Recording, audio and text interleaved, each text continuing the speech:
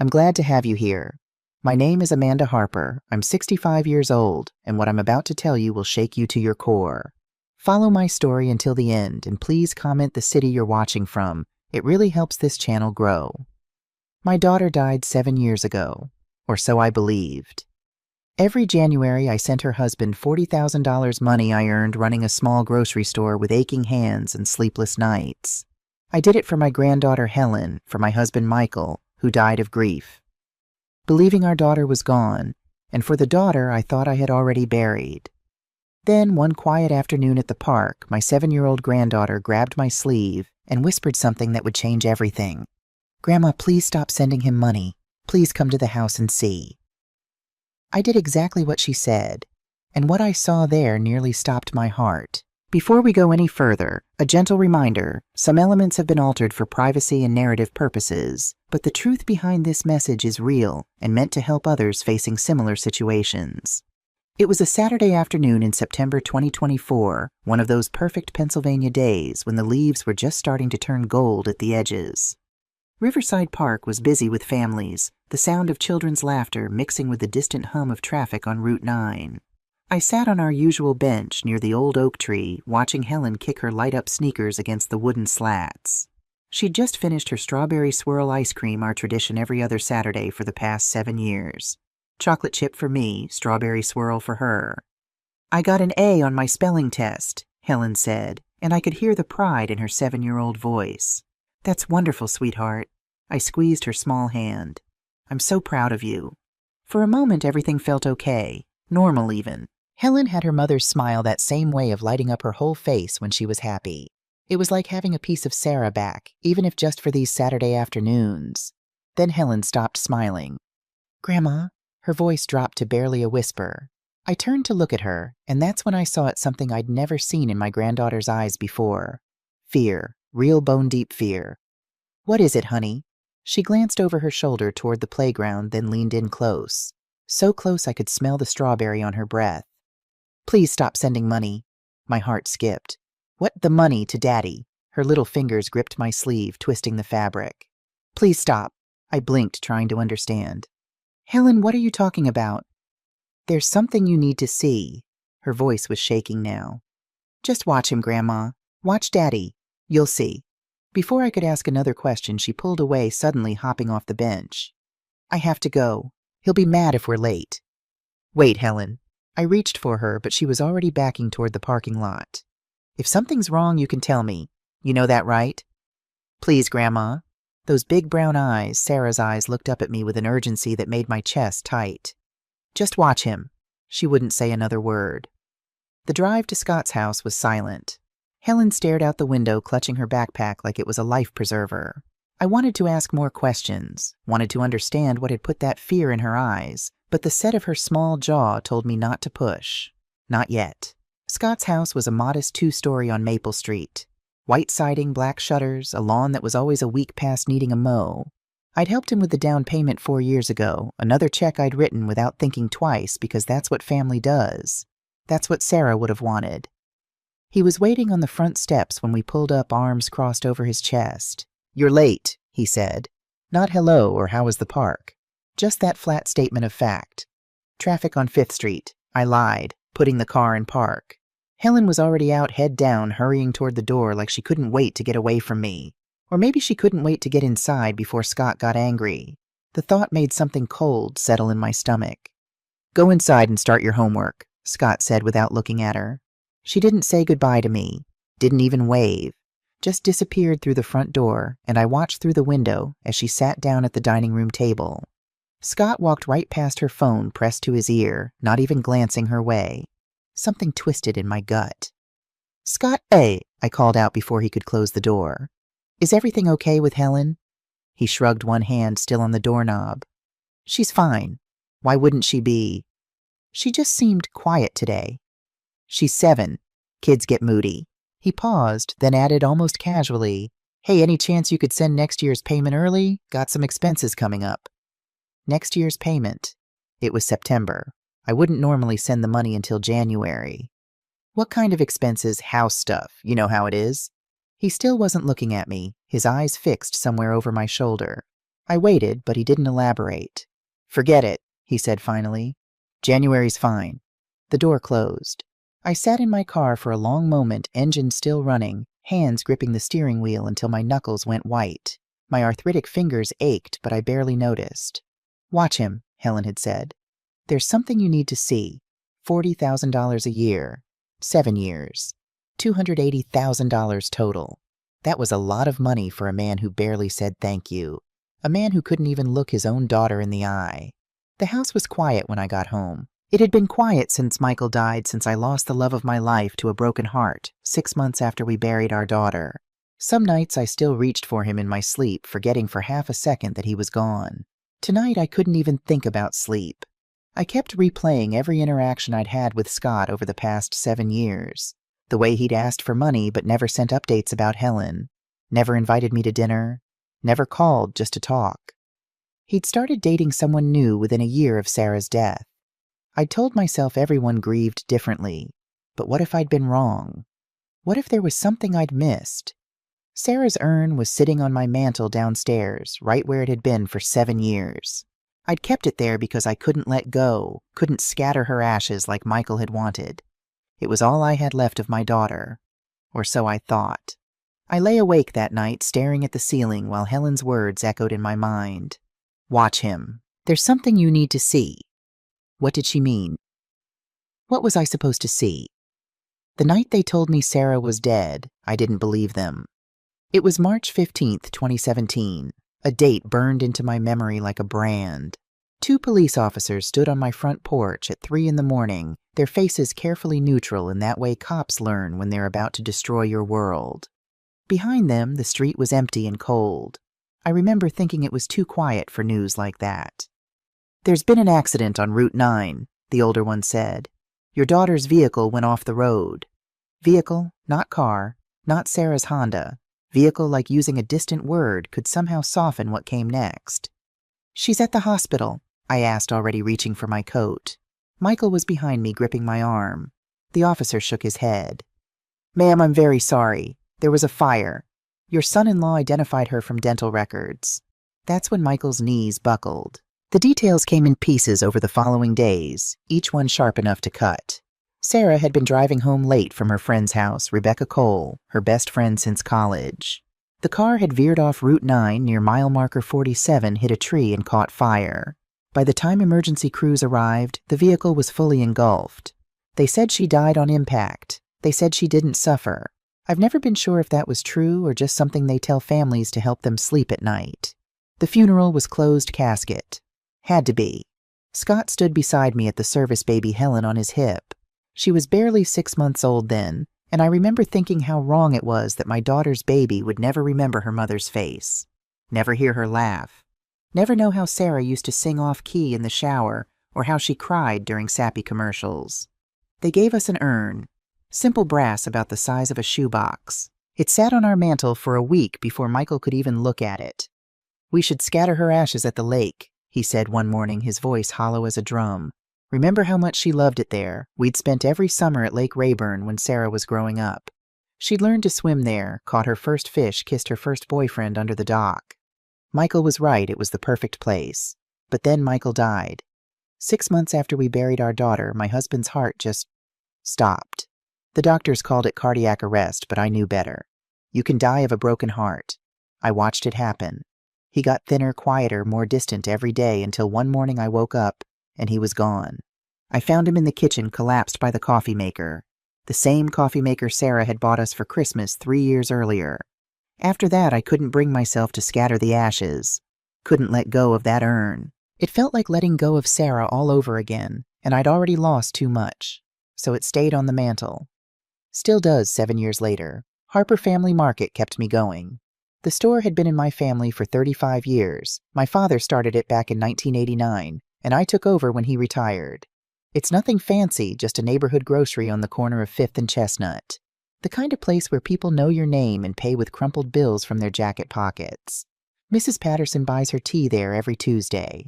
Old Joe Fletcher gets his lottery tickets every Friday. They all knew Sarah. They all came to the funeral. After Michael died, the store became my anchor. I'd open at 6 every morning, stock shelves ring up customers close at 8. The routine kept me sane, kept me from thinking too much about the empty house waiting for me at the end of each day. And I kept my promise to Sarah. Before she died, God, even thinking those words still hurt, she'd made me swear that if anything ever happened to her, I'd take care of Helen. Make sure she had everything she needed. So I did. $40,000 a year sent to Scott every January like clockwork. It wasn't about the money. It was about keeping my daughter's memory alive, about making sure Helen had opportunities, stability, a future. Scott never said much about it. A quick thanks in a text message maybe. No updates on how the money was being used. No invitations to see Helen more than our every other Saturday ice cream trips. I told myself he was just private, that grief made people withdraw. But Helen's words at the park kept circling back. Please stop sending money. There's something you need to see. That night I stood in front of Sarah's urn in the dim light from the street lamp outside. 7 years I'd kept this thing. 7 years I'd honored it like it was sacred. What if something was wrong? What if Helen knew something I didn't? I thought about the accident again, turning the details over in my mind like stones. How Sarah had been driving on Route 9, a road she knew by heart, and somehow lost control on a clear night. How the fire had been so intense there was nothing left to identify. How Scott had been the one to confirm it was her. I'd never questioned it. Why would I? Scott was her husband. He loved her. And I was drowning in my own grief, trying to keep Michael alive, trying to keep myself from falling apart. But now, standing there in my quiet house with Helen's frightened voice echoing in my head, I started to wonder. What had I missed? What was I still missing? For 7 years I'd kept my promise. I'd sent the money. I'd trusted Scott. I'd believed the story they told me about the accident and the fire and the urn full of ashes. But now Helen's words made me question everything. What was I really paying for? I saw the woman who would change everything on a Tuesday morning. The days after Helen's warning at the park had been restless. I went through the motions, opening the store at 6 stocking shelves, helping customers, but my thoughts kept circling back to her words. Watch him. There's something you need to see. I tried. I drove past Scott's house, twice parked down the street like some nervous fool, and watched. Nothing seemed out of place, just a man leaving for work, coming home living his life. Maybe I was imagining things. Maybe Helen had been confused the way children sometimes are. That's what I told myself anyway. Tuesday mornings at Harper Family Market are predictable. Mrs. Patterson comes in around 7 for her tea. Old Joe Fletcher arrives at 8 for lottery tickets and gum. By 9, there's a brief rush of people grabbing coffee before work. I know their routines. They know mine. It's comfortable. The woman walked in at 9:15. I noticed her immediately because she wasn't a regular. Strangers happen, of course, but something about her made me look twice. Mid-30s dark hair pulled into a ponytail, jeans, and an expensive-looking leather jacket. She moved with confidence, like she knew exactly where she was going. She went straight to the coffee aisle. I stood behind the register sorting receipts. My hands were stiff with arthritis. I'd already dropped a roll of quarters that morning. Age had a way of slowing everything down. The woman placed a bag of ground coffee and a small jar of cinnamon on the counter. "That all for you?" I asked, trying to sound friendly despite the unease creeping up my spine. "Yes." Her voice was clipped. Not rude exactly, just distant. She handed me a 20 without looking up. $8.47 is your change. She took it and turned to leave. That should have been the end of it.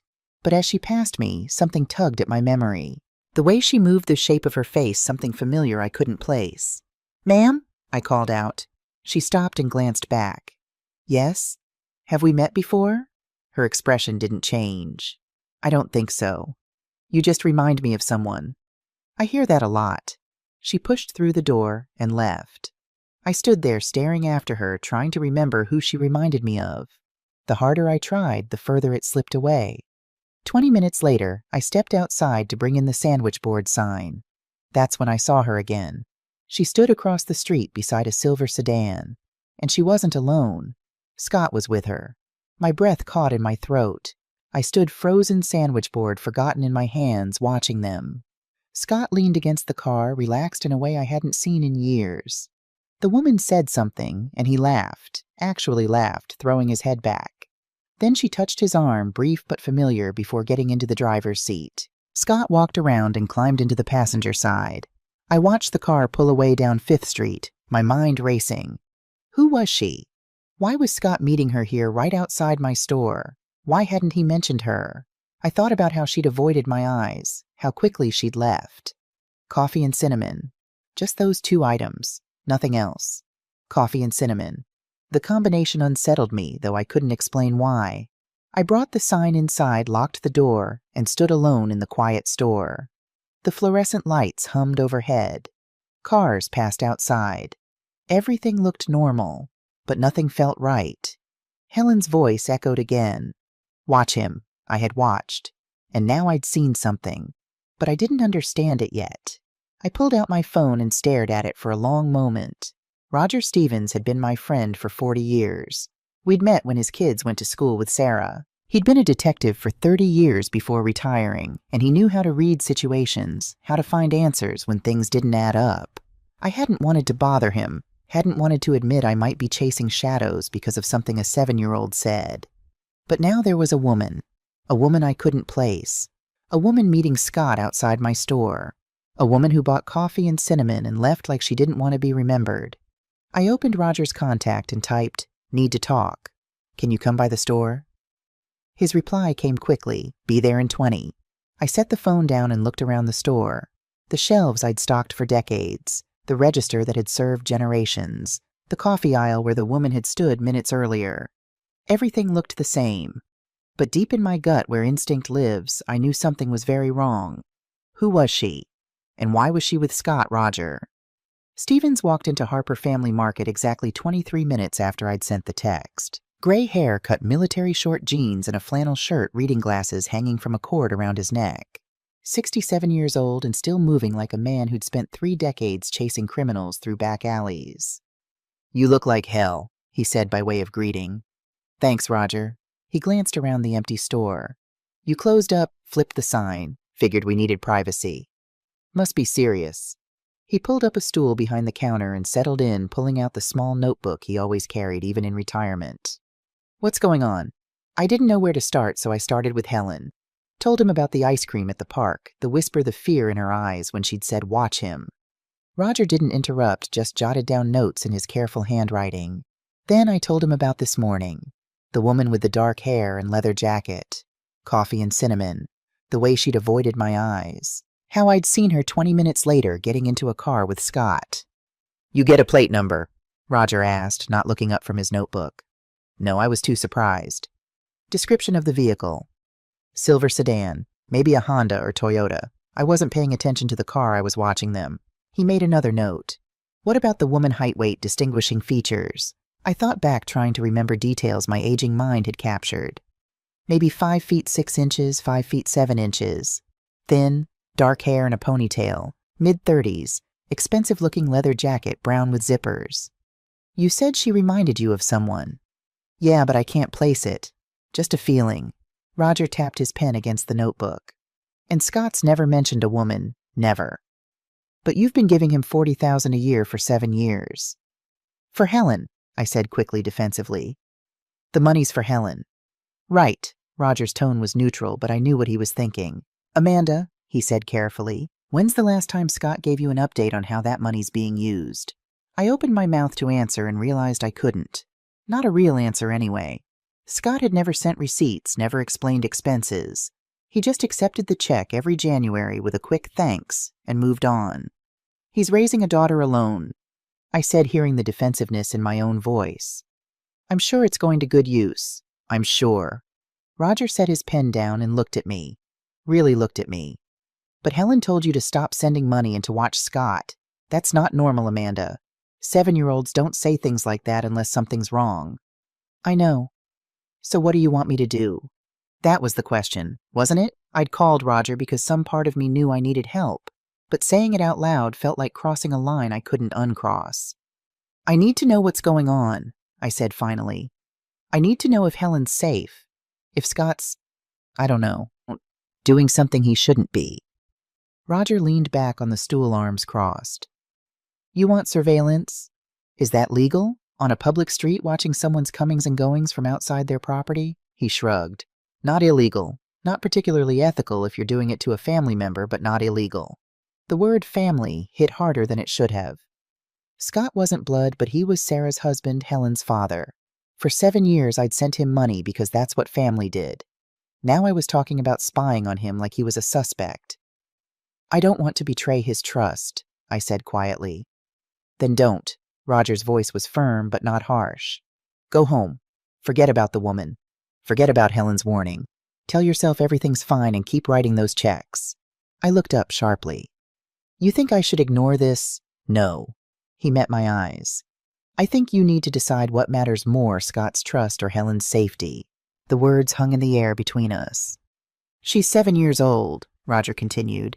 She came to you scared enough to whisper a warning in a park. She told you to stop sending money and to watch her father. Kids that age don't make things up, Amanda. They don't have the imagination for it. If Helen's worried, there's a reason. I thought about Helen's face at the park, the way she'd gripped my sleeve, the fear in her eyes. What do we do? I asked. Roger picked up his pen again. We start simple. I've still got equipment from my Detective Days cameras, recording devices, all legal for private investigation purposes. We set up outside Scott's house, watch who comes and goes, see if the mystery woman shows up again. Track his routine look for patterns. For how long? As long as it takes. Could be a few days, could be a couple weeks. Depends on what we find. He flipped to a fresh page in his notebook. And if we find nothing, then you'll know Helen was confused and you can sleep better at night. Roger looked at me over his reading glasses. But I've been doing this a long time, Amanda, and my gut says we're going to find something. Mine did too. That was the problem. When do we start? I asked. Tomorrow morning. I'll bring the equipment. We'll park down the street from Scott's place and see what happens. He stood, tucking the notebook back into his pocket. Get some rest tonight. Once we start this, you need to be ready for whatever we find. I nodded, but I knew I wouldn't rest. Hadn't really rested since Helen's whisper at the park. Roger headed for the door, then paused with his hand on the frame. Amanda, you're doing the right thing. Protecting a kid always is, even if it means going behind Scott's back. He pushed the door open and the little bell above it chimed. See you tomorrow, 6 a.m. The door closed behind him, and I was alone in the store again. I stood there for a long moment, looking at the coffee aisle where the woman had stood that morning, at the register where she'd paid in cash, at the front window where I'd watched her drive away with Scott. Tomorrow we'd start watching, start looking for answers to questions I should have asked years ago. As I drove home that evening, I felt like I was crossing a line, but I had to know. For Helen. Money tells a story. I just had to read it. Before we started watching Scott, I needed to look at my own records. That evening, I spread 7 years of bank statements across my kitchen table. The house was quiet except for the hum of the refrigerator and the occasional creak of old wood settling. I'd made coffee strong black the way Michael used to make it when we'd sit up late doing taxes or planning Sarah's college fund. The mug sat untouched beside me, steam rising into the dim light above the table. January 2018. $40,000 wired to Scott Walker. Memo line family support. January 2019. Same amount, same memo. I went through every year. 2020, 2021, 2022, 2023, 2024. $40,000 every single time, like clockwork. $280,000 total. I'd known the amount, obviously. I'd written the checks, authorized the transfers. But seeing it laid out like this, 7 years in a row, 7 identical transactions, made it real in a way it hadn't been before. That was a fortune.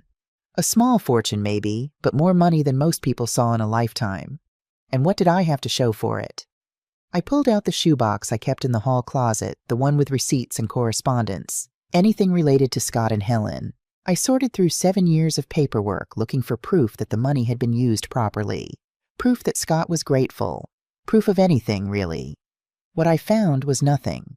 No thank you notes, no updates on Helen's education or activities, no pictures of school events or birthday parties, not a single piece of paper showing how the money had been spent or why it was needed. The only communications I had were text messages, and they were brief, almost cold. January 2019. Got the transfer. Thanks. The next year, just received. Appreciate it. By 2021, it was down to transfer came through. Not even a full sentence most years. Just acknowledgement that he'd taken the money and moved on. I pulled up my phone and scrolled back through our text history. Hundreds of messages over 7 years, and almost all of them were initiated by me. How's Helen doing in school? Could I take her to the park this weekend? Does she need winter clothes I could pick some up? Scott's responses were always short. She's fine. Sure. We're good. Never details. Never stories about what Helen was learning or who her friends were. Never invitations to come over for dinner or join them for anything. Just the bare minimum required to keep me from asking more questions. And then there were the early requests. I flipped through my calendar checking dates. Every year, like clockwork, Scott would text me in November or December, asking if I could send the payment early. November 2019, expenses coming up before Christmas. December 2020, house repairs. November 2021, Helen's school stuff. I'd always said yes, always sent it early because family helped family, and I'd promised Sarah I'd take care of her daughter. But now, looking at the pattern, something felt wrong. What kind of expenses came up every single year at the exact same time? And why did a man receiving $40,000 annually need it early? What was he spending it on that couldn't wait a few weeks? I opened my laptop and pulled up Scott's social media, something I rarely did. His Facebook was sparse. A few photos of Helen from years ago, some posts about sports teams, nothing personal. His privacy settings were tight, so I could barely see anything. But one thing I could see was that his relationship status had changed 2 years ago from widowed to in a relationship. Then, 6 months later, it went back to blank. He'd never mentioned dating anyone, never introduced anyone to Helen or me. Who had it been? And what happened? I thought about the woman from this morning. The coffee and cinnamon, the way she'd touched Scott's arm before getting in the car. Was she the one, or someone new?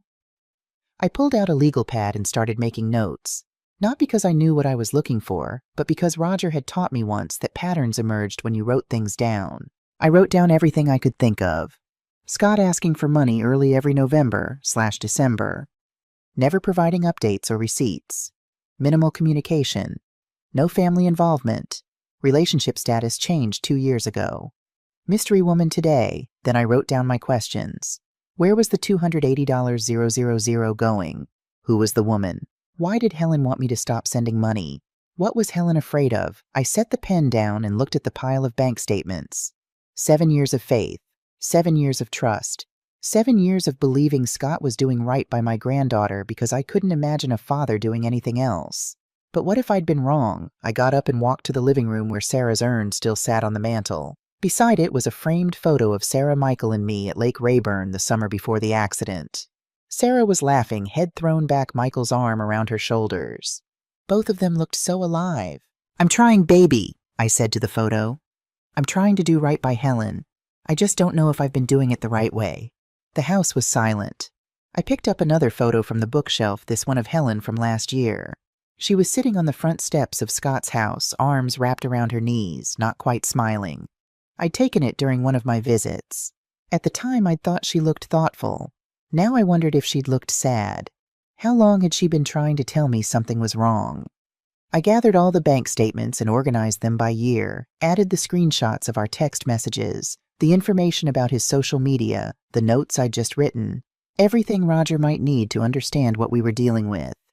I put it all in a folder and set it by the front door so I wouldn't forget it in the morning. $280,000. That number kept echoing in my head. Not because it was money I couldn't afford to give the store, did well enough, and Michael and I had been careful savers, but because it represented 7 years of promises, 7 years of trying to honor Sarah's memory by taking care of her family. What if her family didn't need taking care of? What if they'd been taking advantage? I poured the cold coffee down the sink, rinsed the mug, and stood at the kitchen window looking out at the dark street. Tomorrow at 6 in the morning, Roger and I would park outside Scott's house and start watching. Start looking for answers to questions I should have asked years ago. I should have felt guilty. Should have felt like I was betraying Scott's trust by spying on him. But all I felt was determined. Helen had asked me to watch, had trusted me enough to whisper a warning, and I'd failed her for 7 years by not asking the hard questions, by accepting Scott's silence as normal.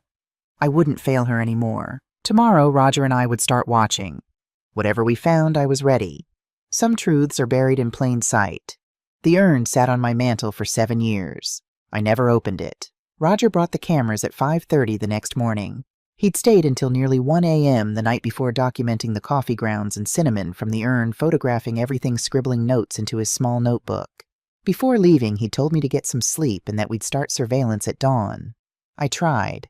I lay awake thinking about brass urns, kitchen scraps, and 7 years of trust that might have been misplaced. When Roger knocked at 5:30, I was already dressed. "You look worse than yesterday," he said, hauling 2 black duffel bags inside. "Didn't sleep, figured." He set the bags on my kitchen table and unzipped one. Inside were cameras, lenses, recorders, and equipment I didn't recognize. "We'll park down the street from Scott's house. Public road legal surveillance. 2 old folks sitting in a car, nobody pays attention. What are we watching for? Patterns. Who comes and goes. When Scott leaves, when he gets home. And whether your mystery woman shows up again." He lifted a camera with a long lens. "And maybe we learn where $280,000 went." We drove to Scott's neighborhood in Roger's gray sedan, a car so ordinary it blended into any street. He parked 3 houses down, far enough not to draw attention, close enough to see the driveway and front door clearly. Then we waited. Scott left at 7:45. He backed out of the driveway, turned toward the main road, and disappeared. Roger wrote the time down. "Usual schedule. Used to be. Construction management, I think. I haven't asked in years." Roger nodded but said nothing. We stayed until noon, then rotated. Roger went home. I stayed watching the house, glancing at Helen's upstairs window, hoping she was all right. Nothing happened that afternoon. Scott came home at 6, went inside, didn't come back out. A normal evening. Day 2 followed the same rhythm. Scott left at 7:45, came home at 6. Roger and I took shifts, documenting everything. Then, late afternoon on day 2, the woman arrived. The same silver sedan from the store. She pulled into Scott's driveway at 2:30 in the afternoon, walked to the front door and unlocked it. "She has a key," I said, my hand already reaching for my phone to call Roger. He arrived 20 minutes later with the telephoto lens. We watched as Scott and the woman sat on the couch. We couldn't hear them, but we could see her lean close, see Scott laugh, see her touch his arm with easy familiarity. They looked comfortable, familiar. "Who is she?" I whispered. "When did Scott last mention dating?" Roger asked, snapping photos through the window. "He hasn't. Not once." The woman stayed 2 hours. When she left, Scott walked her to her car. They stood in the driveway, talking, her hand resting on his chest, his hand settling at her waist. Then she drove off. Roger wrote down her license plate. "Got it." The 3rd day she came back. Same time, same routine. Stayed an hour left. That weekend when I took Helen for ice cream, Scott didn't mention her. Didn't mention dating. Acted like nothing had changed. But something had changed. By day 4, we knew Scott's routine perfectly. Up at 7, gone by 7:45, home by 6. The woman visited every other afternoon like clockwork. Then on the 4th morning, everything shifted. Scott left at 10 a.m. "That's new," I said, sitting up straighter in the passenger seat. Roger started the engine. "Let's see where he goes." We followed him, keeping our distance, past Harper Family Market, past familiar streets, into the industrial district on the east side of town. Warehouses, loading docks, semi-trucks. Scott turned onto East Industrial Avenue and pulled into a worn parking lot. A large brick warehouse building, 447. Narrow windows, few cars. He parked near a side entrance and went inside. Roger stopped across the street behind a delivery truck. "What is this place?" I watched the building, my heart pounding. "I don't know." Roger searched on his phone. "Warehouse owned by a holding company, used for storage or light manufacturing." "Why would Scott be here?" "That's what we need to learn." We waited. 45 minutes passed before Scott came out, got in his car and drove away. We stayed. "What do you think he's doing in there?" I asked. Roger tapped his notebook. "Could be storage, a side operation. Meetings with her, maybe." He wrote down the address. "We come back. Watch this place like we watched his house." I stared at the building. Tall, sealed windows, quiet, empty looking. But Scott had just spent 45 minutes inside. "There's something in there," I said. Roger nodded. "Yeah, and we're going to find out what it is." I spent the entire night pacing through my house, unable to sleep, unable to think about anything except what might be inside that warehouse. When Roger knocked on my door at 7 that morning, I'd already been awake for hours. "You look worse than every day before," he said, carrying his laptop bag inside. "Didn't sleep." "Figured." He placed the laptop on my kitchen table and opened it. Amanda, I need you to sit down for this. What is it? Just sit, please. I sat. Roger pulled up a file. Remember when I told you I still have contacts on the force? One of them accessed security footage around the warehouse. All public cameras, traffic monitoring, completely legal. And this. He pressed play. The footage was black and white, grainy, the kind you see on the nightly news. A wide shot of East Industrial Avenue appeared, the timestamp showing early afternoon 3 days earlier. Cars passed. A delivery truck. Nothing unusual. Then a woman entered the frame from the left, walking along the sidewalk. That's the warehouse, Roger said, pointing to a building in the background. That's the side entrance Scott uses. The woman walked closer to the camera. Her face was partially turned away, but as she moved, the angle shifted. Roger paused the video. Look at her face, Amanda. I leaned closer. The image wasn't sharp, but it didn't need to be. Dark hair pulled back. Thin frame. Something familiar in her posture and the way her head tilted slightly as she walked. My heart stopped. No, I whispered. Look closer.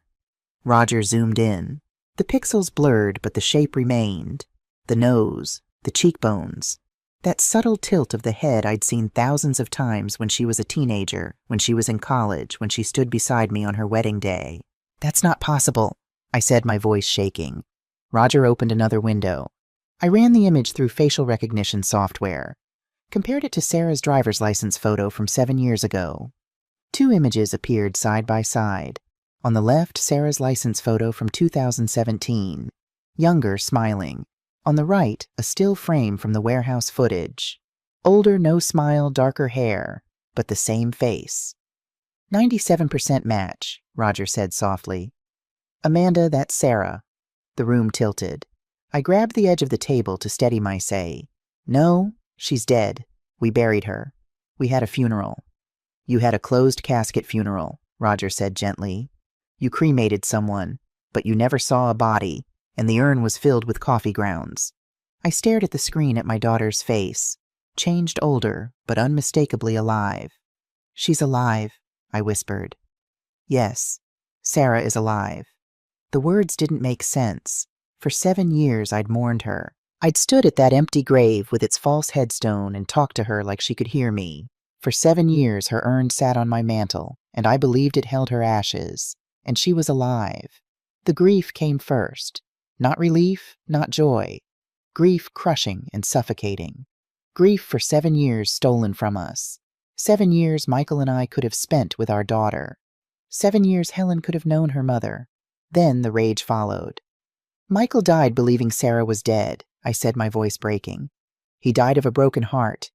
And our daughter was alive the entire time. Roger stayed silent. I paid Scott $280,000, I continued, standing abruptly. $280,000 to care for Helen because her mother was supposedly dead. I know. Helen thinks she's an orphan, I said, my hands trembling. She doesn't even know her own mother is alive. How could Sarah let us believe this? The words came out strangled. How could she let Michael die thinking, Amanda, Roger said firmly, we don't know the full story. What story could possibly justify this? I don't know, he said. But think about what we heard yesterday. That voice in the warehouse. I stopped. We'd gotten close enough to the building the day before to hear something through a vent, a woman's voice crying, pleading. I've been here for 7 years. She was crying, begging, Roger continued. She said she'd been there for 7 years. Does that sound like someone who chose to disappear? The words echoed in my mind. I've been here for 7 years. She's not free, Roger said. She's being held there, and Scott is the one keeping her. The rage shifted. Focused. Scott had lied to me for 7 years, identified a body that wasn't my daughter, took my money, let Michael die, kept Helen from her mother. Scott had imprisoned my child. We need to go there now, I said, moving toward the door. Roger blocked me. Not yet. She's alive. She's being held prisoner, and if we rush in without knowing everything, we could make it worse. He gripped my shoulders. We don't know who else is involved. We don't know what Scott has over her. We don't know how dangerous this is. The words stopped me cold. Your daughter has survived 7 years in that warehouse, Roger said quietly. If we act recklessly, she could get hurt. We need the full truth, Roger said. Then we get her out safely. How nay? We talk to her. Away from Scott. He pulled out his phone, scrolling through something. The footage shows she leaves the warehouse briefly each afternoon. If she has a routine, we approach her then. And say what? We tell her you're here, Roger said gently. That you know she's alive. That you want to help. I sank back into the chair, head in my hands. My daughter was alive. And for 7 years, I'd believed she was dead. I couldn't wait anymore. I had to see her. But Roger had wanted to wait. Plan it out. Catch her when she came outside during the day, approach her somewhere safe.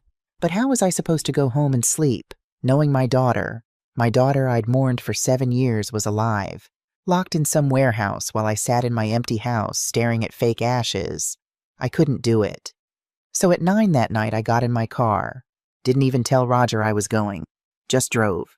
He was already there when I pulled up, standing by his car across from Building 447, arms crossed, waiting. He'd known. Of course he'd known. Couldn't sleep either, I said, getting out of my car. I figured you'd do something stupid.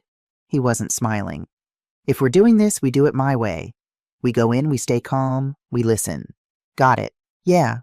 I mean it, Amanda. No matter what she says, no matter how angry you get. I nodded. Didn't trust myself to speak. The warehouse looked wrong at night, like something out of a nightmare. One light in an upper window. Everything else dark. We crossed the street. The side door Scott always used. Roger tried the handle. Unlocked. He looked at me. Private investigation. Reasonable cause. Someone's in danger. I know. Just making sure we're clear. He pushed the door open. Inside was bigger than I expected. Colder. The kind of cold that seeps into your bones. High ceilings, shadows everywhere, shelves stacked with God knows what. But in the back corner, past all the industrial debris, someone had tried to make a home. A twin bed with blankets that had seen better days. A card table with a hot plate. Instant coffee plastic spoons. Clothes on wire hangers strung between 2 posts. One folding chair. One battery-powered lamp throwing weak yellow light across concrete floors. And photos taped to the wall above the bed. Helen. All of them. Every school picture I'd sent Scott over the years. Every birthday photo. That one from the park last summer where she'd lost her front tooth. They were here on this wall, in this warehouse. Scott had been showing them to Sarah. She was sitting on the bed staring at those photos like they were the only thing keeping her alive. When the door creaked, she looked up. 7 years. 7 years since I'd seen that face. She looked so different. Thinner, way too thin. Hair darker, longer, pulled back in a messy ponytail. Dark circles under her eyes like she hadn't slept in weeks, maybe months. And something else. Something in the way she held herself, like she was always ready to run. Mom, just that one word, barely a whisper, and I lost it. How could you? It came out louder than I meant. Harsher. She flinched back against the wall. How could you do this to us? I can explain. I took a step toward her. She pressed harder against the wall. Your father died, Sarah. Your father. He died thinking you were gone. Mom, please. He cried every single day, for 6 months. Do you understand that 6 months of watching him waste away and I couldn't? My voice cracked. I couldn't help him because our daughter was dead. Except you weren't dead. You were here. You were here the whole time. The words were coming out wrong, too angry, too loud, but I couldn't stop them. Dad died believing you burned to death in that car. He died of a broken heart. And you just let him. I didn't want that. Sarah was crying now, full-on crying, sliding down the wall until she hit the floor. I never wanted any of this. Then why? I was almost shouting now. Why did you do it? Why did you let us have a funeral for a stranger? Why did you let me pay Scott $280,000 to raise your daughter while you hid in a warehouse? She was sobbing so hard she couldn't speak, just sitting there on the concrete floor, arms wrapped around her knees, shaking. Roger stepped between us. Physically stepped between us. Amanda, stop. She needs to explain, and she will, but you need to calm down. Calm down, my daughter's been lying to me for 7 years. Amanda, Roger's voice cut through everything. Look at her. I stopped. Looked. Really looked this time. Sarah wasn't just thin. She was gaunt. Cheekbones too sharp, wrists too small. Her clothes, a faded t-shirt and jeans that didn't fit, hung off her like she'd been wearing them for years. Her hair was dull, lifeless, and those scars on her arms. Small white lines, some old, some newer. This wasn't someone who'd run away to start a new life in paradise. This was someone barely surviving. Roger crouched down, not getting too close. "Sarah, we're not here to hurt you. We're here because we want to help. Can you look at me?" She raised her head, eyes red and swollen and terrified. "We need to understand what happened," Roger continued. "Can you tell us that?" She looked at him, then at me, then at the photos of Helen on the wall. "If I tell you," her voice was so small, "if I tell you, you'll hate me." "I don't hate you," I said. And weirdly, I meant it. I was furious, devastated, confused as hell. But looking at her sitting there on that floor in that warehouse, surrounded by photos of the daughter she'd never met, I couldn't hate her. "I just need to know why." She wiped her eyes with her sleeve.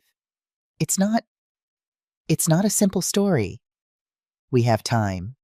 "Do you—" She laughed, but it came out broken. "Do you really want to hear this?" "Yes." She stared at the concrete floor for a long time. So long I thought she'd changed her mind. Then she spoke. "Does Helen know about me being alive?" "No," I said quietly. "She thinks you're dead. Everyone does." Another sob, quick and choked off. "Maybe that's better." "Sarah, you don't understand Mom." She looked up at me in those eyes. Jesus, those eyes looked dead. "You don't understand what I did, what I am. So help me understand." Silence. Just the sound of her breathing, ragged and uneven. Finally, 7 years ago, something happened. Something I can't take back. And the only way to survive was to disappear. To let everyone think I was dead. "What happened?" Roger asked gently. She closed her eyes. "If I tell you, you have to promise me something." "What that you won't tell Helen. Ever. She can't know about this. About me. About any of it." "Sarah, promise me." Her voice cracked. "Please, she deserves better than me." I looked at Roger. He gave a small shake of his head. "Don't promise that." "Just tell us what happened," I said. She pulled her knees tighter to her chest. "It was 7 years ago. March. Rebecca came over to my apartment. We lived about 20 minutes apart back then. She'd borrowed money from me. A lot of money. $5,000. She paused, looked at her hands. I needed it back. Scott and I were trying to buy a house, and I told Rebecca that. Told her I needed this money by the end of the month. But she kept making excuses. Said she'd pay me back next week, next month, when her tax return came. Her voice got quieter. It had been almost a year. So that night I told her I needed it, like really needed it. And she got defensive. Started saying I was being selfish, that I didn't understand how hard things were for her. "What happened?" Roger asked. Sarah's hands were shaking now. "We argued. It got loud. Scott wasn't home. He'd taken Helen to his mom's for the weekend. It was just us. And Rebecca said something about how I always thought I was better than her, always had everything figured out. And She stopped, swallowed hard. "I told her she was irresponsible. That maybe if she stopped spending money on stupid things, she could pay me back." The warehouse was completely silent. And she got in my face, like really in my face, yelling. And I pushed her. My breath caught. Just pushed her. Sarah continued, her voice barely audible. "Not hard, just to get her away from me." But she stumbled backward and her voice cracked. She hit the coffee table, the corner of it right here. She touched the side of her head just above her temple. There was this sound, this awful sound, and she fell.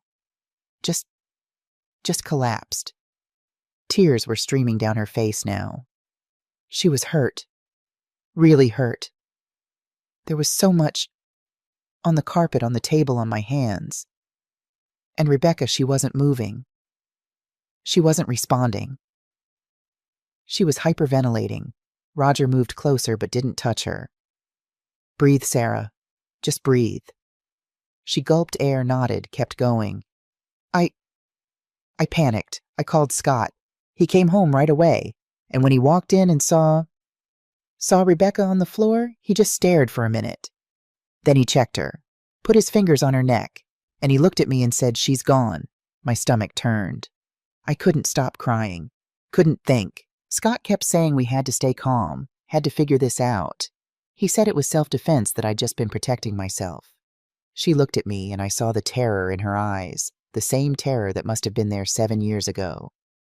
But he said even if it was an accident, even if it was self-defense, I'd probably still go to prison. That Rebecca's family would push for charges, that I'd lose everything. Lose you, lose Dad, lose Helen. So he suggested faking your death, Roger said. Sarah nodded slowly. He said it was the only way, that if I disappeared, if everyone thought I was gone, no one would connect me to what happened with Rebecca. He said he'd take care of everything, the situation, the evidence, all of it. I just had to trust him. And you did. What choice did I have? Her voice rose desperate. My best friend had just... I was responsible for what happened. I was terrified. And Scott was so calm, so sure. He said he knew someone who could help, someone who worked at the morgue. I felt sick. David Patterson, Roger said. I don't know his name. Scott never told me. But yeah, someone at the morgue. Scott said he could help us with the situation. Someone who had passed without family. Someone no one would miss. She shuddered. It sounds so horrible saying it out loud. What happened to Rebecca? Roger asked. Scott said he took care of everything, that no one would ever find out. He wouldn't tell me where. Said it was safer if I didn't know. Sarah wrapped her arms around herself. And that same night he brought me here, to the warehouse. Told me to stay put while he arranged everything. The accident, the funeral, all of it. The Route 9 accident, I said, my voice hollow. Yeah, he staged it to look like I'd crashed. The car caught fire, made sure what they found couldn't be identified. Then he came back here and told you it was done. Everyone thought you were gone, and now you had to stay hidden until it was safe. Safe from what? Roger asked. From the police, from Rebecca's family. Sarah's voice was hollow. Scott said they'd figure it out eventually, that someone would notice Rebecca was missing, that they'd start asking questions. He said if I stayed hidden, if I just waited it out, eventually people would forget. Move on. For 7 years, I said. She laughed bitterly. It was supposed to be temporary. A few months, maybe a year. But every time I asked when I could leave, Scott said it wasn't safe yet. That the police were still looking. That Rebecca's family hired a private investigator. That people were asking questions about me. She looked at the photos of Helen on the wall. He said it was better this way. That Helen was safer not knowing me. That if I came back, if anyone found out what happened, Helen would suffer for it. Her voice broke. So I stayed. For her. To protect her. Sarah, I said carefully, did you know I was sending Scott money? What no? What money? $40,000 a year, for 7 years, to take care of Helen. Her face went pale. I didn't know that. Scott never told me. He never mentioned it. Never? No, he brought me food supplies, sometimes clothes. He said he was taking care of Helen, that she was fine. That was it. Roger and I exchanged a look. And Sarah, Roger said carefully, when Rebecca fell, when you checked on her, are you absolutely certain she didn't make it? Sarah stared at him. She was so hurt. She wasn't moving. But did you check thoroughly? Did Scott check? He put his fingers on her neck. He said she was gone. But you didn't see him do it. You were crying, panicking. You might not have seen exactly what he did. What are you saying? Roger leaned forward. I'm saying Scott told you Rebecca didn't make it, but you never actually confirmed it yourself. You were in shock. You trusted him. She was... Sarah stopped. I saw her fall. I saw how badly she was hurt. Head injuries can look worse than they are, Roger said quietly. Even minor ones can cause a lot of visible damage. It doesn't necessarily mean the worst. No. Sarah shook her head. No, she's gone. I'm responsible. That's why I'm here. Roger looked at me, then back at Sarah. Sarah, have you seen Rebecca since that night? What, of course not. Have you seen anything that proves what Scott told you was true? Scott said a lot of things. Roger's voice was firm. But have you actually seen proof? Sarah's face crumpled. Why are you asking me this? Roger pulled out his phone, scrolled through something, then turned the screen toward Sarah. Because I ran Rebecca Cole's name through the system yesterday, and according to public records, she's very much alive. Sarah stared at the phone at whatever Roger was showing her, and the color drained from her face. That's not possible.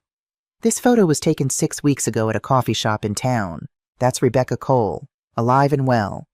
Sarah looked at Roger, then at me. Her mouth opened, but no sound came out. No, she finally whispered. She's gone. I saw her. I'm responsible for what happened. Roger's eyes met mine. No, Sarah, I don't think you are. The truth wasn't just different from what I thought. It was the opposite. Roger pulled up another photo on his phone. This was taken 3 days ago. Sarah stared at the screen and her face went white. Actually white, like all the blood had drained out of it in an instant. That's not possible. That's Rebecca Cole, Roger said quietly. At Corner Brew, the coffee shop on Main Street. 3 days ago. Very much alive. Sarah's hands were shaking. No, I saw her. She fell. She was hurt. Scott lied. The words hung there. I looked at the photo. A woman, dark hair, mid-30s, sitting at a table with a coffee cup, smiling at something off camera. She looked healthy, happy, alive. I don't understand, Sarah whispered. Roger sat down on the folding chair, phone still in hand. Sarah, I need you to think very carefully about that night. The fight with Rebecca, when she fell. What exactly did you see? I pushed her. She stumbled, hit the table. Sarah's voice was mechanical, like she'd told this story so many times it had become a script. She was hurt. On the carpet on the table. She wasn't moving. Did you check on her yourself? I tried. I couldn't feel a pulse. There was too much, and I was panicking. But then Scott came home, Roger interrupted gently. And he took over. Right, Sarah nodded slowly. And he checked, and he told me she didn't make it. And I believed him. Why wouldn't I believe him? He's my husband. He was trying to help me. Roger leaned forward. Sarah, I don't think Rebecca was ever seriously hurt. I think the whole thing was staged. Silence. Complete silence. What the fight, the fall, Roger paused. The scene. I think Scott and Rebecca set it up. A fake scenario designed to make you believe you'd done something terrible. That's insane, Sarah said, but her voice wavered. Is it? Roger pulled up another photo. This is Scott and Rebecca 2 years ago, at a restaurant in Wilmington. He swiped. Another photo. This is them last year. Same restaurant. Swipe. 6 months ago. Hotel in Newark. He kept swiping. More photos. Scott and Rebecca. Together. Close. Intimate. They've been seeing each other for years, Sarah. Long before that night in your apartment. Sarah stared at the photos, her mouth open but no words coming out. I think they planned this from the beginning, Roger continued. The fight was fake. Scott probably told Rebecca exactly what to do, how to fall, how to make it look bad. They probably used theater makeup, fake blood, made it look worse than it was.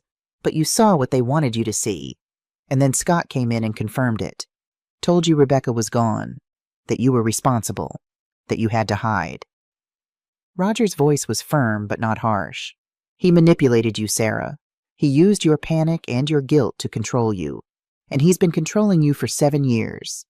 The warehouse felt impossibly cold. Why? Sarah asked, her voice barely audible. Why would they do that? Roger looked at me, then back at Sarah. Money, I said, the word bitter on my tongue. My money. Sarah's eyes widened. For 7 years I've been sending Scott $40,000 a year. I said $280,000 total. To take care of Helen. I felt sick saying it out loud. He convinced me it was for Helen, but it was for him and Rebecca. I didn't know, Sarah whispered. I swear I didn't know. I know you didn't. Roger pulled up his phone again. I've been digging into Scott's finances. He's got an offshore account. Started 7 years ago, right after your accident. The money's been flowing in regularly, $40,000 a year like clockwork, plus other amounts, smaller transfers. I'm still working on where those came from. He showed us a bank statement.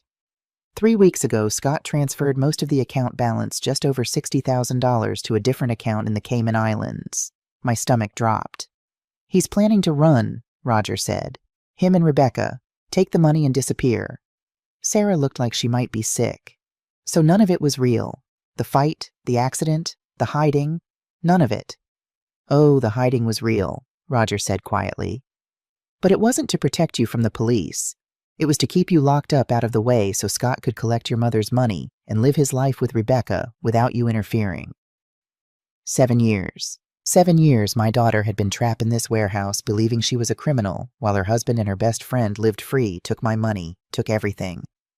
He used me, Sarah said, her voice shaking. He used me, and Dad. Dad died thinking I was gone. Because of them. Because of their lies. Yes. And Helen. Tears streamed down her face. Helen doesn't know me because they... She couldn't finish. I moved closer, crouched down beside her, put my hand on her shoulder. She flinched, then looked at me. Really looked at me. Mom, I'm so sorry. I should have known. I should have checked. You were manipulated. I said, my throat tight. This isn't your fault, Sarah. None of this is your fault. You were a victim. You still are. But Dad would want you to live. The words came out fiercer than I intended. He would want you to be free, and he would want us to make this right. Sarah's face crumpled. She started crying, not the panicked sobbing from before, but something deeper. Grief, relief, 7 years of pain pouring out. I pulled her into a hug. My daughter, alive, broken but alive. Roger gave us a minute, then cleared his throat. Amanda, Sarah, I know this is a lot, but we need to act fast. If Scott's planning to run, we don't have much time. I pulled back, looked at Roger. What do? We need evidence, real evidence, the kind that'll hold up in court. Roger stood. Financial records help, but we need more. We need Scott and Rebecca to confess, on record. How do we do that? Roger looked at both of us. We set a trap. We make them think they've won, that they're safe, and then we get them to admit everything. Sarah wiped her eyes. You, Roger said, looking at her. You're the key. Scott thinks you're completely under his control. Thinks you believe everything he's told you. We use that.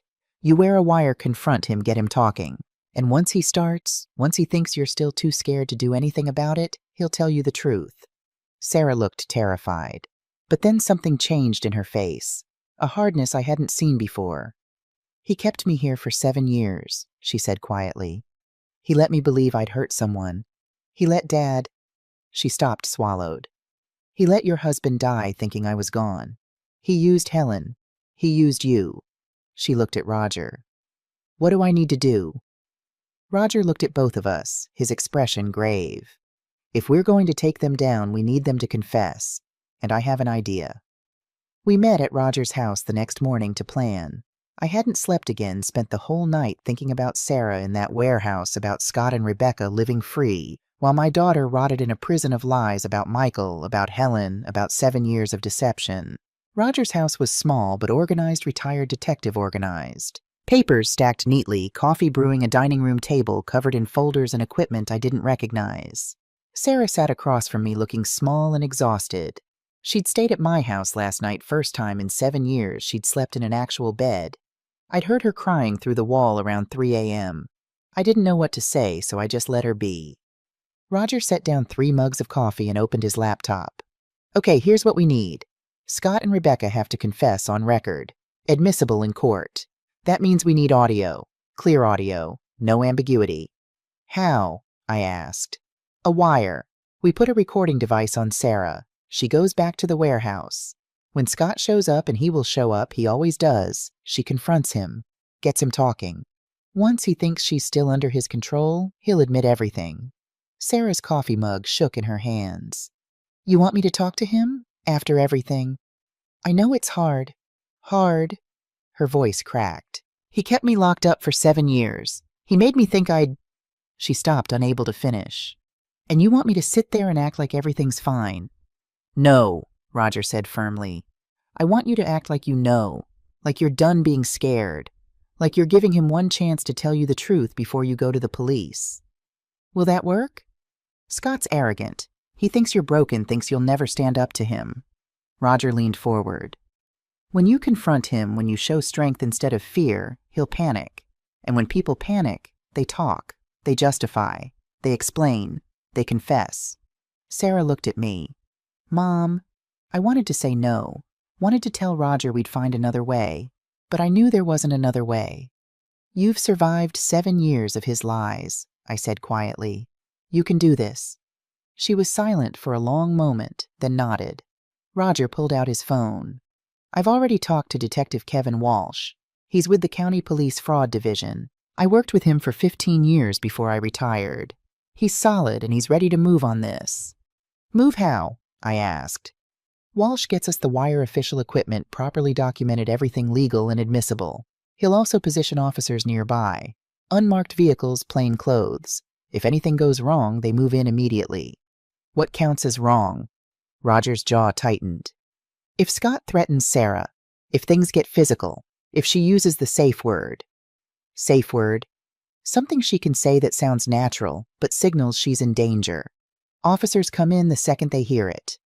Sarah wrapped her arms around herself. What should it be? Something you'd actually say. Something that won't sound weird in conversation. Roger thought for a moment. What about Helen's name? If you mention Helen, we know you need help. She nodded slowly. Okay, Helen. Roger made a note. Walsh will have his team in position by 7 p.m. tomorrow. That's when Scott usually comes to the warehouse, right? Usually, Sarah said. Sometimes earlier if he's bringing supplies. We'll be ready either way. Roger looked at me. Amanda, you and I will be in my car across the street. Camera with telephoto lens, backup recording equipment. Walsh's team will have the primary audio feed from Sarah's wire, but we'll have secondary recording just in case. In case of what? Technical failure, interference, anything. Roger pulled out a small black device about the size of a quarter. This is the wire. Clips under clothing near the collarbone, picks up everything within 15 feet. Battery lasts 6 hours. Sarah stared at it. That tiny thing? Technology's come a long way. Roger set it down carefully. Walsh will come by tomorrow afternoon to fit it properly, show you how it works, test the signal. What do I say to Scott? Sarah asked. When he gets there, how do I start? Roger pulled out his notebook.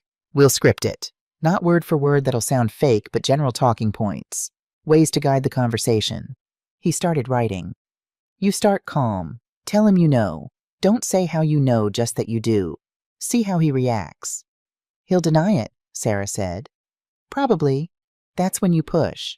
Tell him you know about Rebecca, that she's alive. Watch his face. He'll either keep denying or he'll shift strategies, try to explain, justify. What if he gets angry? Then you stay calm. The calmer you are, the more he'll panic. And panic makes people sloppy. Roger looked at her. Can you do that? Stay calm even if he's angry? Sarah's hands were still shaking, but her voice was steady. He stole 7 years from me. He used my daughter. She looked at me. He let Dad die believing his daughter was gone. I can stay calm because I want him to pay for that. Something shifted in the room. Sarah wasn't the broken woman from the warehouse anymore. She was angry. And anger, I was learning, could be a kind of strength. We spent the next 2 hours going over scenarios. What if Scott brought Rebecca? What if he tried to leave? What if he figured out she was wired? Roger had answers for everything. Backup plans, exit strategies, Walsh's team positioning. By noon, we had a plan. Not a perfect plan, but a plan. Roger made sandwiches, ham and cheese, like we were just 3 people having lunch instead of 3 people plotting to take down a con artist and his accomplice. Sarah ate half of hers, kept looking at that tiny wire on the table. You scared? I asked. Terrified, she said, setting down her sandwich. But I'm more angry than scared. Does that make sense? Yeah, it does. She looked at me. Mom, what if this doesn't work? What if It'll work. But if it doesn't, then Walsh's team moves in and we figure out plan B. I reached across the table, put my hand over hers. But you won't be alone in there. Roger and I will be right outside. Walsh's team will be listening to every word. And the second you say Helen's name, it's over. We get you out. She nodded, didn't look convinced, but nodded. Roger's phone buzzed. He checked it. Walsh says he'll be here tomorrow at 3 p.m. to set up the wire and go over protocols. Tomorrow? Sarah whispered. Tomorrow, Roger confirmed. He looked at both of us. Tomorrow night, 7 years of lies end, one way or another. The wire was smaller than I expected. Detective Kevin Walsh held it up between his thumb and forefinger that afternoon. We were at the police station, not the main building, but a smaller office Walsh used for sensitive cases. Plain room table chairs, recording equipment spread out like surgical tools. This, Walsh said, looking at Sarah, is your lifeline, and ours. He was younger than Roger, maybe mid-40s, with sharp eyes, the kind of cop who'd seen everything and still cared anyway. Roger had vouched for him, said Walsh was one of the good ones. Sarah stared at the tiny device. That's it. Clips right here. Walsh gestured to his collarbone. Under your shirt. Picks up everything within 15 feet. Crystal clear audio. We'll be listening the whole time. And if something goes wrong, you say Helen's name. Doesn't matter what context. The second we hear it, we move. Walsh's voice was firm. You won't even finish the sentence before my team is through that door. Sarah nodded, her hands shaking. Walsh spent 20 minutes showing her how the wire worked, how to position it, how to test it, how to move naturally so it wouldn't show or make noise. Professional, methodical, like he'd done this 100 times. Probably had. When he finished, he looked at her. You don't have to do this. We can find another way. There is no other way, Sarah said quietly. There's always another way. No, not one that gets them both. Not one that makes them pay for what they did. She looked at me, then back at Walsh. I'm doing this. Walsh nodded. Okay, we go at 7.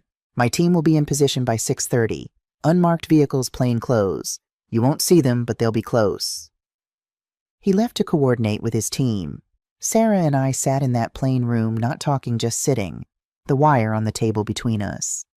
Mom, she said finally, can I ask you something? Anything. Do you? She stopped, started again.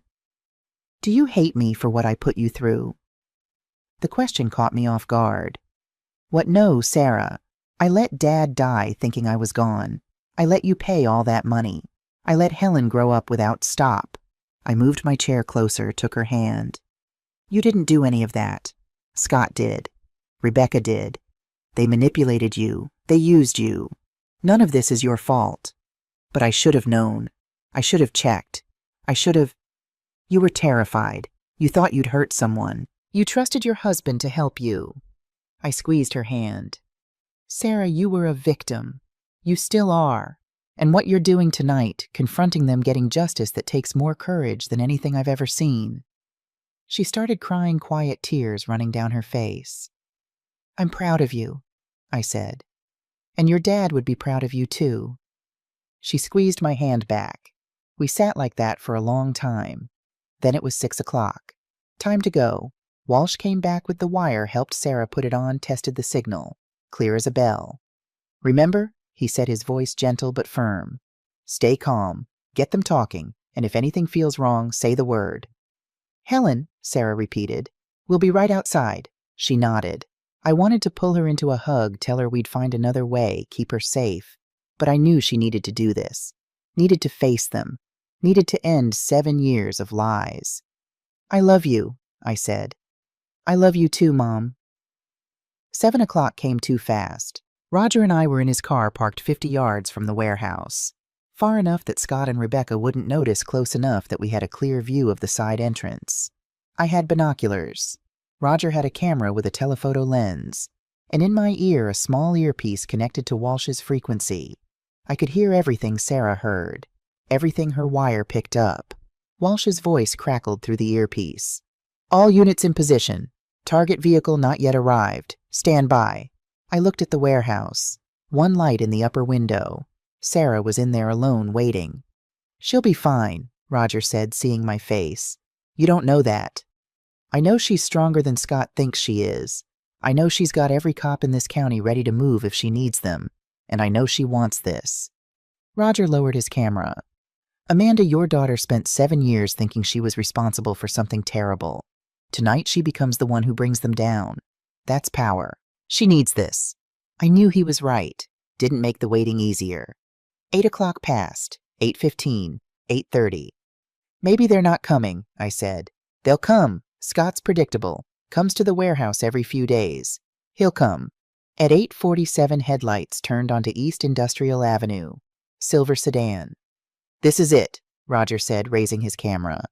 Through the binoculars, I watched the car pull into the warehouse lot park near the side entrance.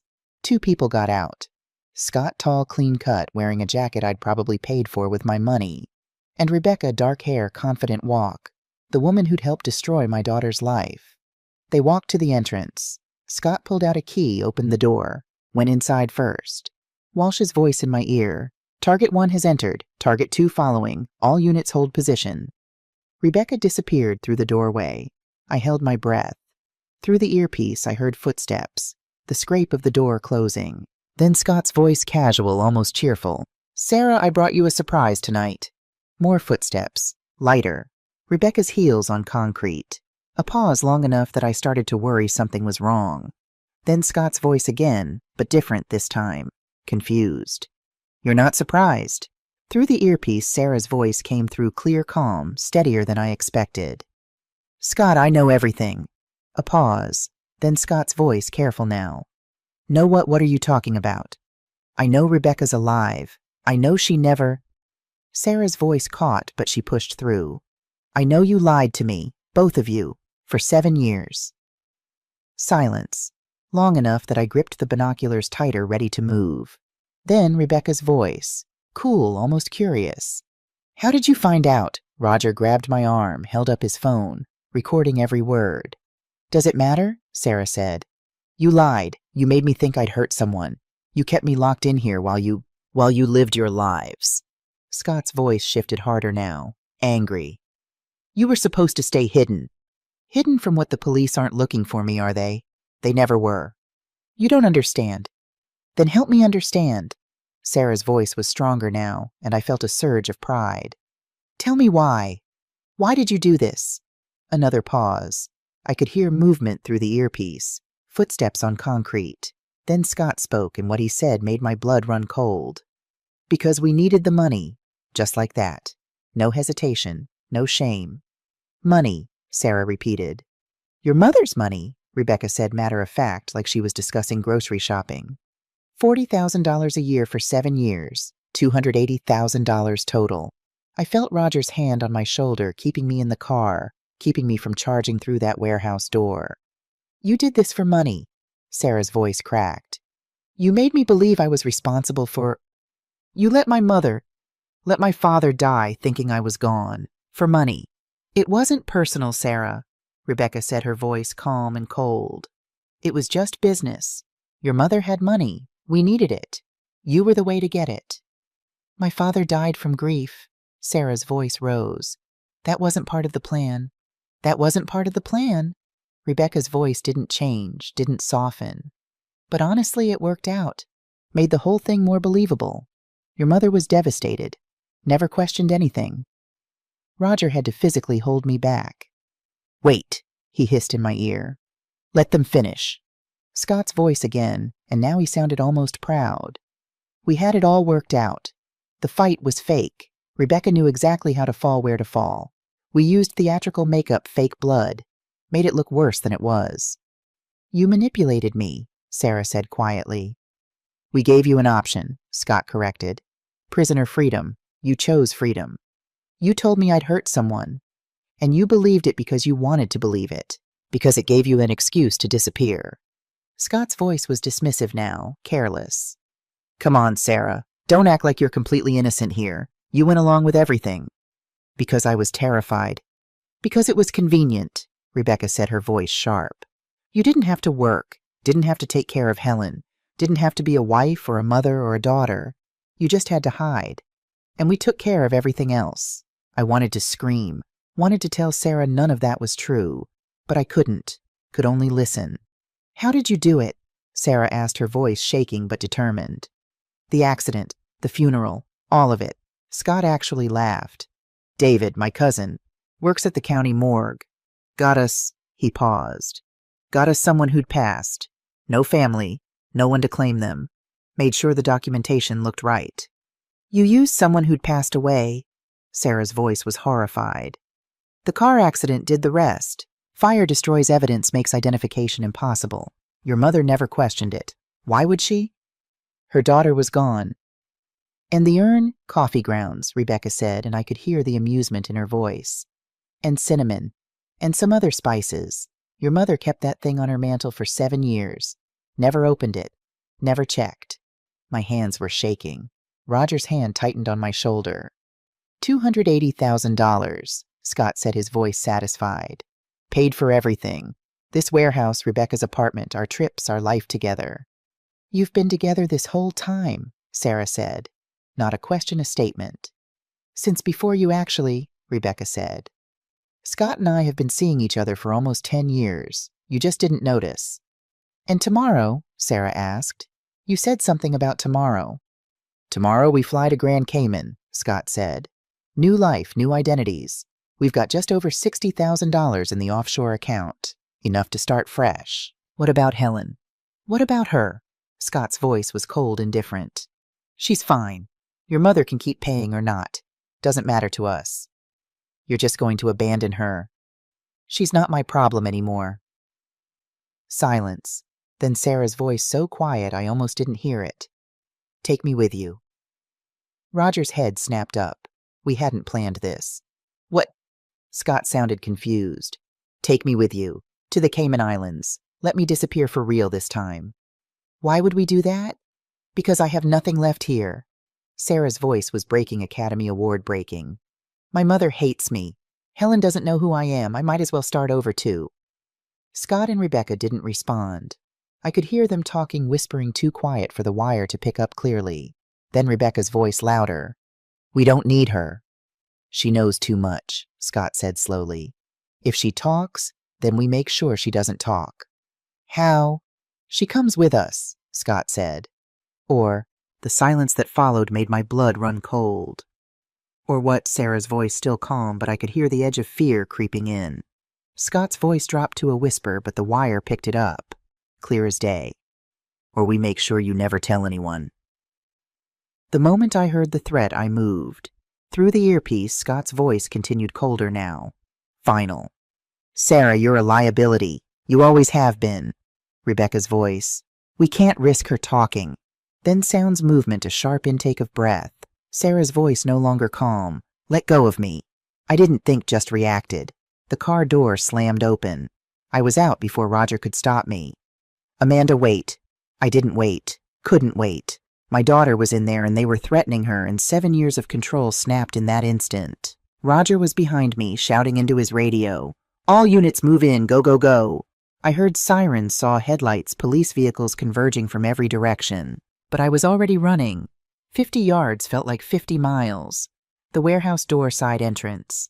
I hit it with my shoulder and it flew open. Inside, the scene froze for half a second. Scott gripping Sarah's arm. Sarah trying to pull away. Rebecca standing near the exit keys in hand, ready to leave. All three of them turning toward me as the door crashed open. Get away from my daughter. The words came out raw, furious. Scott's hand dropped. Sarah stumbled backward. Then the warehouse exploded with sound and movement. Police, hands up, police. Officers flooded through the door behind me. Black uniforms, vests, weapons drawn but pointed down. Professional, fast, overwhelming. Detective Walsh was first through. Scott Walker, Rebecca Cole, hands where I can see them. Scott looked at the door, at the officers, at Walsh. His face went through about 5 emotions in 2 seconds. Shock, panic, calculation, then something like defiance. He bolted. Tried to, anyway. Made it maybe 3 steps before Walsh moved. 1 second Scott was running, next second he was face down on concrete with Walsh's knee on his back and handcuffs clicking into place. You have the right to remain silent, Walsh started. Rebecca didn't run, just stood there, raised her hands slowly, expression blank. No fear, no anger, nothing. Like getting arrested was mildly inconvenient instead of life-destroying. Another officer moved in, cuffed her, started reading her rights. And Sarah was standing in the middle of it all, wire still hidden under her shirt, looking lost and free and terrified and relieved and broken all at once. I crossed the warehouse in 3 strides and pulled her into my arms. She collapsed against me, started crying. Not quiet tears, full-on sobbing. 7 years of fear and guilt and isolation pouring out.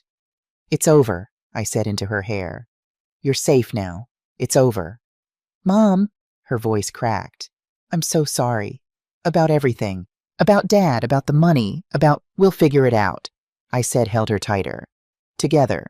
We'll figure it all out together." Behind us, officers were securing the scene, taking photos, collecting evidence. Walsh was on his radio coordinating with someone. Roger appeared at my shoulder camera, still in hand, looking satisfied. Scott was being lifted to his feet, still handcuffed, still trying to talk his way out of it. "This is a mistake," he was saying, voice loud, insistent. "We didn't do anything wrong. He looked at Sarah. "She's lying. She's been lying for years. She's unstable. Everyone knows she's—" "Save it for your lawyer," Walsh interrupted. "Scott Walker, you're under arrest for fraud, conspiracy to commit fraud, grand theft, identity theft, false imprisonment, and accessory to unlawful handling of human remains. You have the right to remain silent.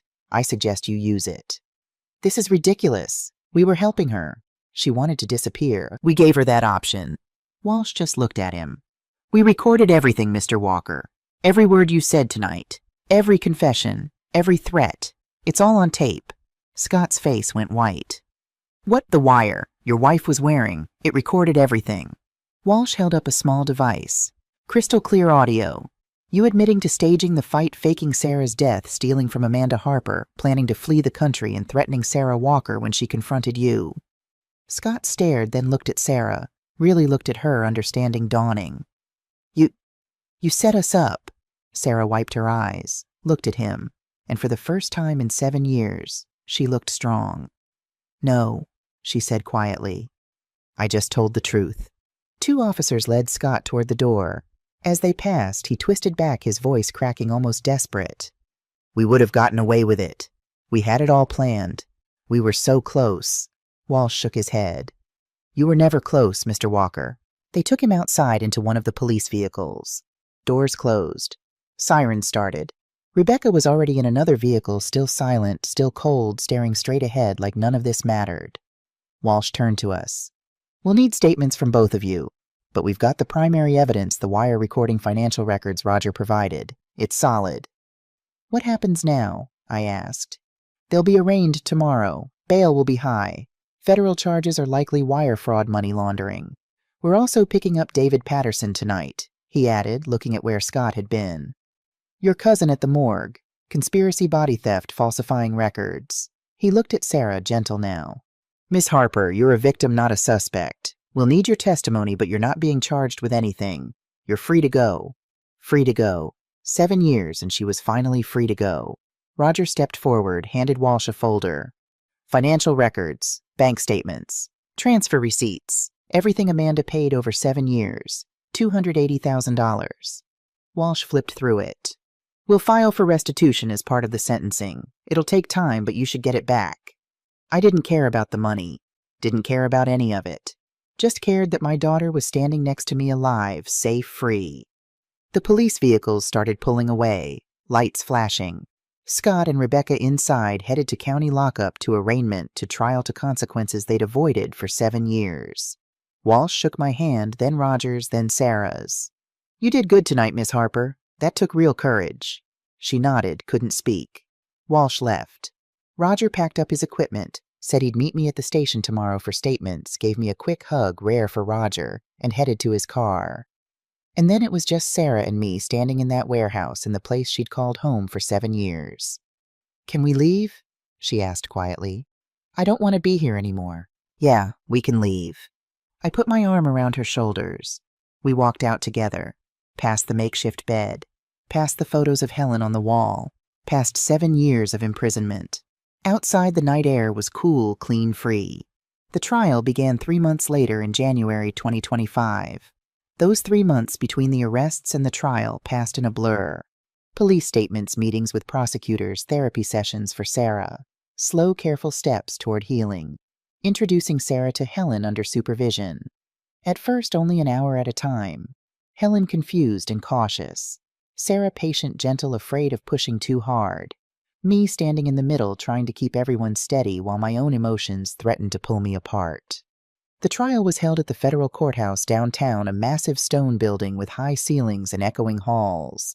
The kind of place that reminded you how small individual lives were compared to the weight of the law. Scott Walker was charged with fraud conspiracy to commit fraud grand theft of $280,000, false imprisonment of Sarah Harper, identity theft and accessory to the unlawful handling of human remains.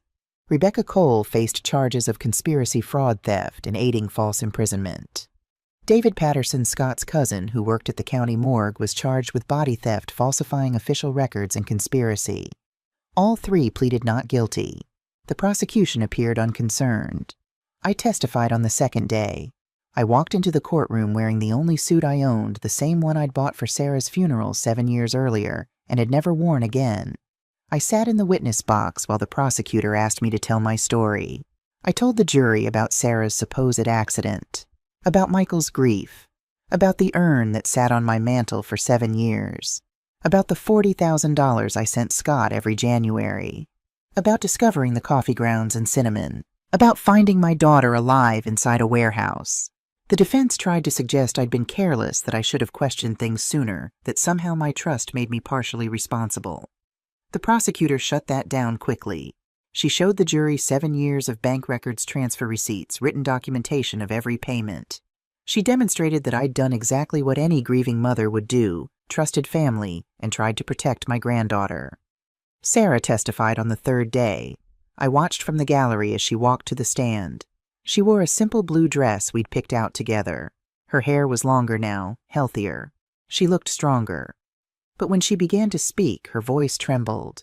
She told them about the staged fight with Rebecca, about being convinced she'd hurt someone, about Scott telling her she'd go to prison, about being locked inside that warehouse for 7 years, about the fear, the isolation, the guilt that never let her sleep. She spoke about missing Helen's first steps, her first words, her first day of school.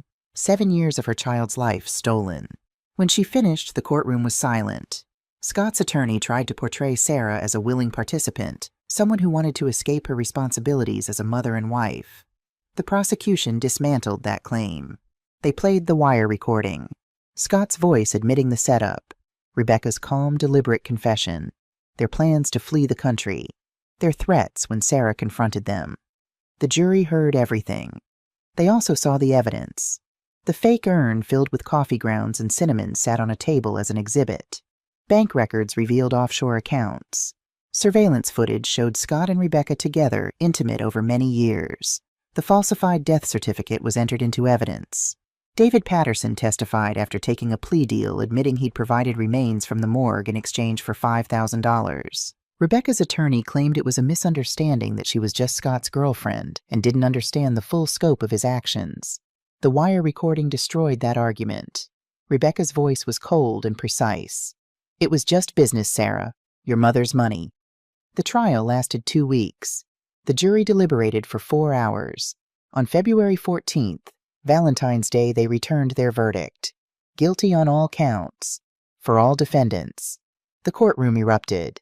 Applause, gasps, objections from Scott's attorney. The judge slammed his gavel for order. I took Sarah's hand. She was crying. So was I. Sentencing came a month later in March. Scott Walker was sentenced to 15 years in federal prison. Rebecca Cole received 12 years. David Patterson was sentenced to 5 years in state prison.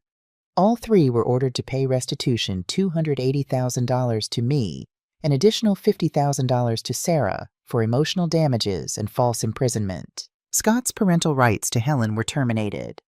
Family court granted me custody. Sarah would rebuild her relationship with Helen gradually with professional support, but legally, Helen was mine to raise. Scott said nothing as the sentence was read. He stared straight ahead, jaw clenched.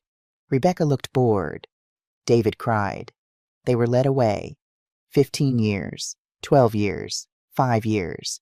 Numbers that could never return what they'd stolen, but at least they meant accountability. 6 months after the verdict in July, life wasn't perfect, but it was ours again. Sarah lived in a small apartment 10 minutes from my house. She worked part-time at Harper Family Market, learning the business, taking community college classes at night. Independence came slowly, but it came. She saw Helen 3 times a week, sometimes at my house, sometimes at the park.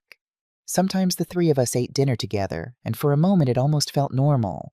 Helen was doing better. Still in therapy, still working through confusion and grief, but she was resilient. Last week, she'd asked Sarah to teach her how to braid hair. They'd sat on my couch for an hour, Sarah's hands guiding Helen's smaller ones. When they finished, Helen looked at herself in the mirror and smiled. "Mom did it," she said. Sarah left the room to cry. Harper Family Market was doing well. Sarah had ideas for expansion online, ordering a small cafe. I taught her the business the way my father had taught me. Some restitution money came through. Not all of it. Scott and Rebecca had spent most of it. About $120,000 was recovered. I placed half into a trust for Helen's college, gave a quarter to Sarah to help her get stable, and donated the rest to a women's shelter in Michael's name. The money mattered less than I expected. Every Sunday we visited Michael's grave. Sarah brought flowers. Helen talked about school. I told Michael our girl was home. That Sunday in July, the three of us stood at his gravestone. 3 generations finally together. The cemetery was quiet that morning, filled only with birdsong and a soft breeze through the trees. Michael's headstone was simple white marble, his name the dates, and beneath them, "Beloved husband and father, forever in our hearts." Sarah knelt and placed fresh white roses at the base. Michael's favorite. Helen stood beside me, holding my hand, studying the stone with the seriousness children wear when they sense something important. "Grandma," she asked softly, "do you think Grandpa knows that Mom's back?" I looked at Sarah, who was crying silently, one hand pressed to the marble. "I think he knows, sweetheart, and I think he's very happy." Sarah spoke, her voice shaking. "Dad, I'm so sorry for not being there when you needed me. I'm trying to be better now. For Helen, for Mom, for you." I placed my hand on Sarah's shoulder. "Your dad would be proud of you, of how hard you're fighting." "I don't feel strong," Sarah whispered. "Strong people rarely do." Helen tugged my hand. "Can I talk to him?" "Of course, sweetheart." Helen stepped forward. "Hi, Grandpa Michael. I'm Helen. I'm 7, almost 8. Grandma tells me stories about you. About how you made the best pancakes and how you always told bad jokes that made everyone groan." She smiled. "I wish I'd known you. But Grandma says you're watching us, so I hope you're happy because we're getting better. Mom's home and we're a family again." I turned away briefly, my chest tight. After the cemetery, Sarah drove us to Harper Family Market. The store had fully reopened 3 months earlier. Sarah worked mornings now, me afternoons. Teaching her the business felt like reclaiming something that had been paused for years. The community had been incredible. Customers came in just to say they were glad we were back, glad Sarah was safe. Business was better than it had been in years. "We should expand," Sarah said as we unlocked the door. "Maybe add a small cafe, coffee pastries. People could sit, work, meet friends." "That costs money." "We have some restitution funds. It could be an investment." I looked at her, at the spark in her eyes when she talked about the future. "All right," I sassy said. "Let's do it." She smiled wide and genuine. Inside, Helen ran straight to the candy aisle. We let her choose one treat each visit as a reward for helping around the store. "She's good at this," Sarah said, watching Helen deliberate between gummy bears and chocolate. "She is," I replied. "Natural business sense. Like you, like me." Sarah paused. "You really think so?" "I know so. Most of the restitution money had come through. I'd put half into a college trust for Helen, gave Sarah $50,000 to help her stabilize, donated the rest to a women's shelter in Michael's and Sarah's names. The money helped, but it wasn't what mattered most. Sarah had her own apartment, now small but warm. Helen had a corner filled with books and toys. Therapy continued for both of them. Healing wasn't linear, but it was happening. Scott and Rebecca were in federal prison. Scott's appeal was denied. No contact with Helen allowed. I rarely thought about them anymore. We'd lost so much. 7 years. Michael, pieces of ourselves. But we were building something new. Forgiveness was hard. Some days the anger resurfaced. Some days grief returned without warning. But I remembered that Sarah was a victim too. She'd survived, and she'd come back. Forgiveness didn't mean forgetting. It meant choosing love over bitterness. That evening, Sarah and Helen came over for dinner. Sundays were ours now. I made spaghetti using Michael's old recipe. Helen set the table. Sarah helped with the sauce. For a moment, it felt like the life we'd once known. After dinner, we sat in the living room. Michael's photo rested on the mantel where the urn once stood. I preferred it that way. "Mom," Sarah said quietly, "thank you for not giving up on me." I squeezed her hand. "I never will." Helen looked up from her drawing. "Grandma, can you tell me more about Grandpa Michael?" I smiled. "What do you want to know?" "Everything." So I told her. About meeting Michael at a county fair, about falling in love over cotton candy and a broken Ferris wheel, about his terrible jokes and his kind heart, about how much he would have loved her. Helen listened, eyes wide. Sarah cried softly. "He sounds amazing," Helen said. He was. As they left that night, Helen hugged me tight. "Love you, Grandma." "Love you too, sweetheart," Sarah smiled. "See you tomorrow, 6 a.m.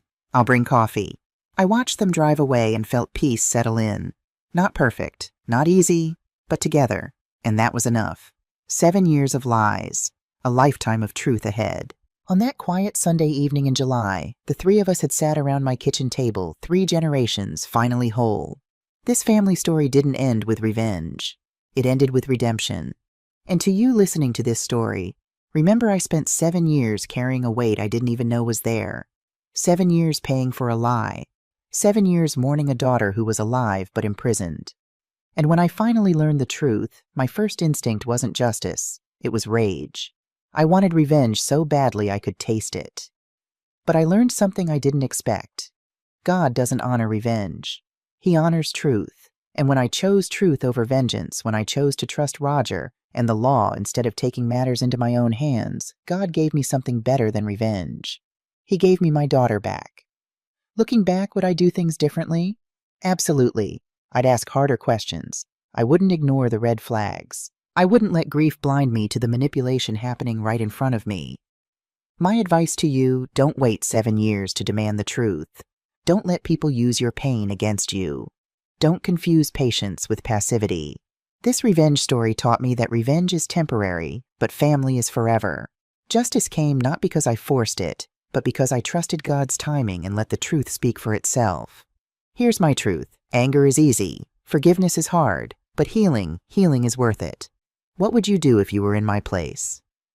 Have you ever been through something similar? I'd love to hear your thoughts in the comments below. And if this story touched you, please share it with someone who needs to hear it. Hit that subscribe button for more stories like this one. Before I go, a quick note. The stories I share often include fictionalized elements created for educational purposes. If that's not your preference, I completely understand. Thank you for staying with me until the very end. It means more than you know. I'm glad to have had you here. May you find the courage to seek truth, the strength to forgive, and the peace that comes with family restored.